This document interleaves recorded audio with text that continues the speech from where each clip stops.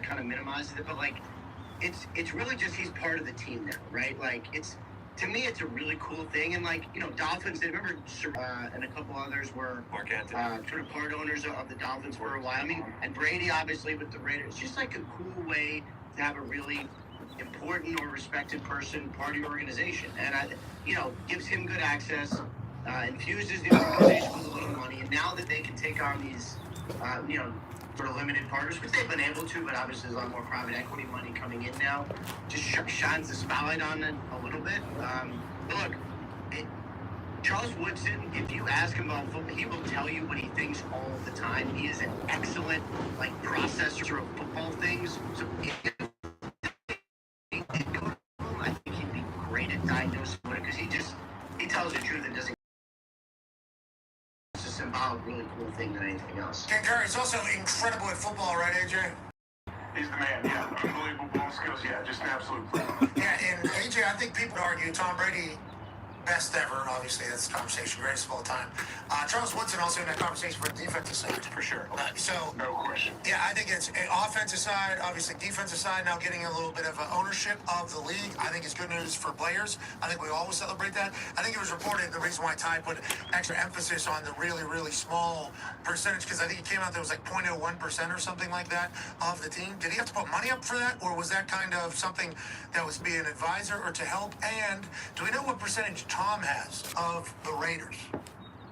I think, first of all, I assume he gave some, it doesn't have to be like what the private equity dudes give. I mean, Charles Woodson being a part of it is worth whatever he puts in, and he's going to have, they're going to go to him.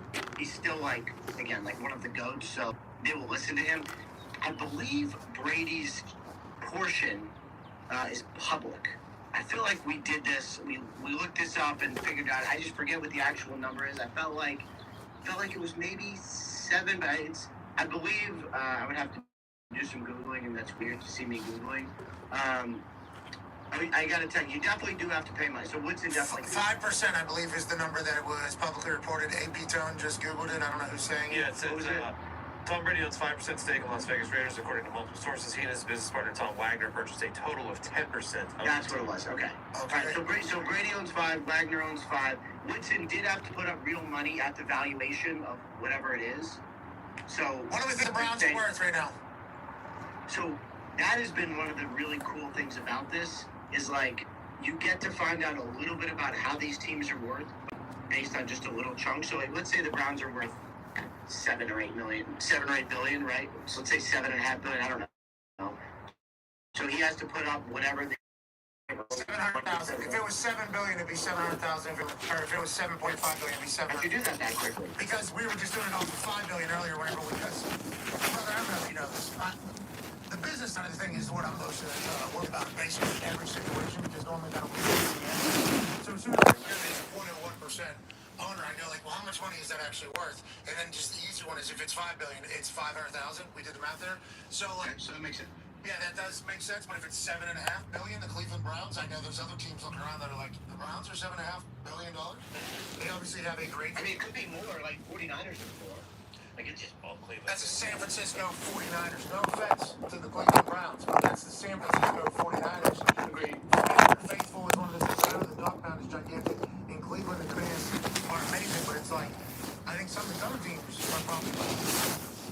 That's why that 10% investment from funds that they were allowed to take was hey, your team.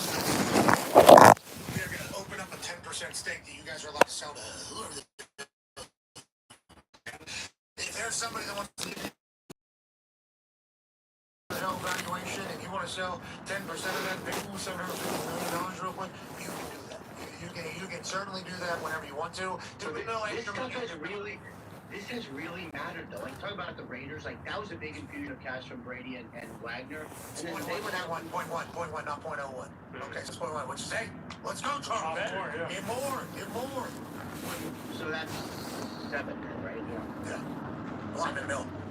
10 mil. It's a lot. But the money matters because it basically means that everyone can spend. And so here's an example. The Raiders go out and pay Chip Kelly $6 million. That's a lot of money for an offensive coordinator. But that money has to come from somewhere. In the past, that probably wouldn't have been what the Raiders would do.